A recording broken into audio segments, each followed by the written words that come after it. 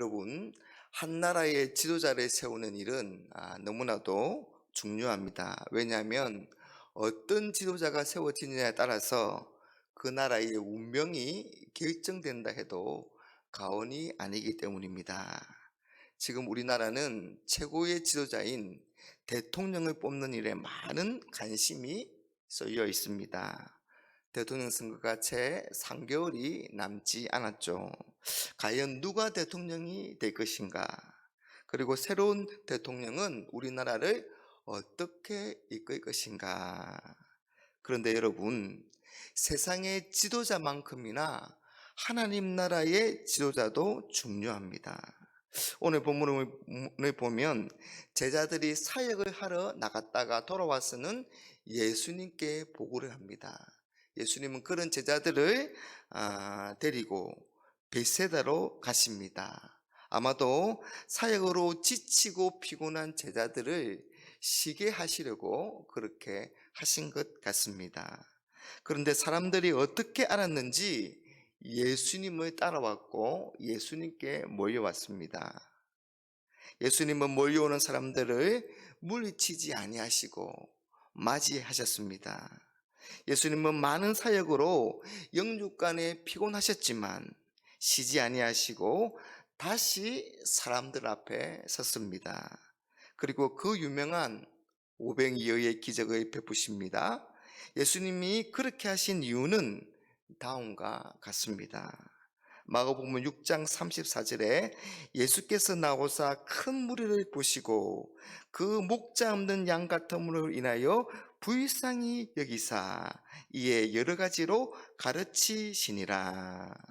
여러분, 예수님은 피곤하셨지만 사람들을 맞이하셨고 그들 앞에 서신 것은 그들을 불쌍히 여기셨기 때문입니다. 또 그들을 불쌍히 여기신 이유는 그들이 목자 없는 양 같은 처지에 있었기 때문입니다. 그 목자 없는 양 같음으로 인하여 불쌍히 여기사. 여러분, 구약 성경은 이스라엘의 지도자를 종종 목자에 비유합니다.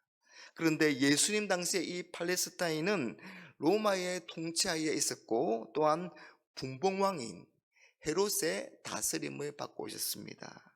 이 헤롯은 백성들에게 성전을 지어주는 등 한심을 사려고 했지만 결국 자기만을 위하는 사람이었습니다. 자기만을 위한 잔치를 벌이고 또한 사람들이 존경하는 세례요한과 같은 사람들을 자기 인기 때문에 죽이는 등 백성들을 위한 왕이 아니었습니다. 뿐만 아니라 그 당시 정치, 종교 지도자들도 자신들의 권력과 부를 챙기는 데만 혈안이 되어 있었습니다. 그들은 모두 거짓 지도자였습니다. 그래서 백성들은 육체적, 정신적으로 황폐한 가운데 살아가고 있었습니다. 여러분, 백성들의 삶이 힘든 이유는 목자가 없었기 때문이고 목자가 있어도 그 목자가 거짓 목자였기 때문입니다. 참 목자가 없었습니다. 에스겔 34장 8절에 내 목자들이 내 양을 찾지 아니하고 자기만 먹이고 내 양떼를 먹이지 아니하였도다. 예수님은 그런 사람들을 보시고 마음이 아프신 것입니다. 창자가 끊어지는 듯 아프셨습니다. 그리고 그들을 불쌍히 여기십니다. 여러분, 예수님은 참 목자가 없어서 유리방황하는 사람들을 불쌍히 여기시고 그들을 위해서 하나님이신 그분이 친히 목자가 되어 주신 것입니다. 에스겔 34장 15절에 내가 친히 내 양의 목자가 되어 그것들을 누워 있게 할지라 주 여호와의 말씀이니라. 여러분, 예수님 오늘 이 베세다에서 사람들 앞에 서신 것은, 그래서 오병이어의 기적을 베푸신 것은 친히 내 양의 목자가 되시겠다는 약속을 이루고 계시는 겁니다. 예수님이 이스라엘의 참 목자이심을 드러내시는 겁니다. 오늘 사람들은 예수님이 베푸시는 기적을 통해서 배불리 먹었습니다. 사랑하는 여러분, 예수님은 우리의 참 목자가 되셔서 우리의 배고픔을 채우실 뿐만 아니라 우리에게 영원한 생명을 주십니다. 이제 얼마 있지 않으면 성탄절인데 예수님이 이 땅에 이 일을 위하여 오신 것입니다.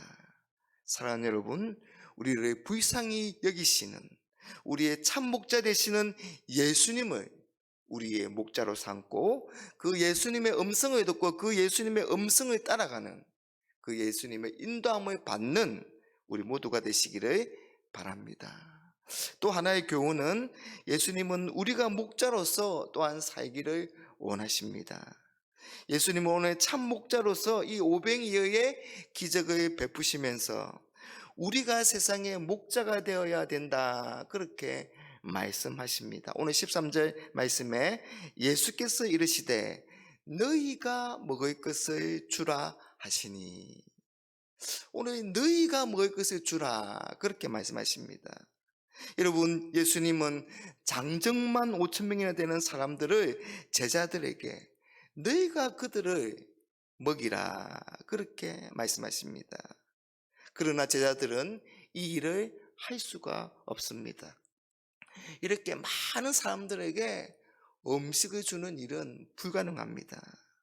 여러분, 예수님은 제자들이 가진 것이 없음을 알고 계셨습니다. 예수님은 이미 예수님께서 기적을 베푸시는 것만이 유일한 해결책이고 또 그렇게 하실 것을 작정하셨습니다. 그런데 왜 제자들에게 너희가 먹을 것을 주라 그렇게 말씀하실까요? 그건 예수님이 사람들을 불쌍히 여기신 것처럼 주님을 따르는 제자들도 사람들을 불쌍히 여기라는 겁니다. 그래서 예수님처럼 너희도 나와 같이 참 목자의 길을 걸으라고 말씀하시는 겁니다. 여러분, 우리 주위를 한번 둘러봐 보세요. 우리에게 진정한 목자, 참 목자가 있습니까? 자신의 욕심과 야망을 채우려는 그런 사람은 많지만 진정으로 백성들을 위하고 섬기려는 그런 지도자는 적습니다. 사람들의 불쌍히 여기며 그들을 진정으로 사랑하는 그런 지도자는 드물다는 것입니다. 그래서 이 시대는 우리 주님과 같은 참 목자가 절실하게 필요한 시대입니다. 여러분, 주님은 우리가 주님을 따라 참 목자가 되기를 원하십니다. 여러분, 우리가 주님처럼 참 목자가 된다면 우리의 가정이, 우리의 직장이, 우리의 사회가 얼마나 달라지고 얼마나 아름다워질까요? 사랑하는 여러분, 참 목자가 되시기 바랍니다. 그런데 여러분, 우리가 참 목자가 되는 일이 과연 가능할까요? 여러분, 우리는 너무도 부족합니다. 우리에게는 장정 5천 명을 먹일 능력이 없습니다. 참 목자가 될 그런 능력이 없다는 거죠. 참 부모, 참 선생, 참 지도자, 참 목자가 될 능력이 없습니다. 그러나 여러분, 제자들이 찾아낸 그 보리떡 5개와 물고기 2마리, 정말 보잘것없지만 그것을 주님께 드렸을 때, 그것이 주님의 손에 들려졌을 때 놀라운 일이 일어나지 않았습니까? 사랑하는 여러분, 우리가 예수님을 참 목자로 삼고 참 목자 되신 예수님을 따라가면서 우리 주님처럼 우리도 사람들을 불쌍히 여긴다면, 그래서 우리의 가진 것과 우리의 작은 삶을 드린다면 주님은 우리를 통해 놀라운 일을 행하실 것입니다. 우리를 통해 참 목자의 그런 역사가 나타나게 될 것입니다. 그런 역사가 저와 여러분을 통해 일어나게 되기를 주님의 이름으로 간절히 축복합니다.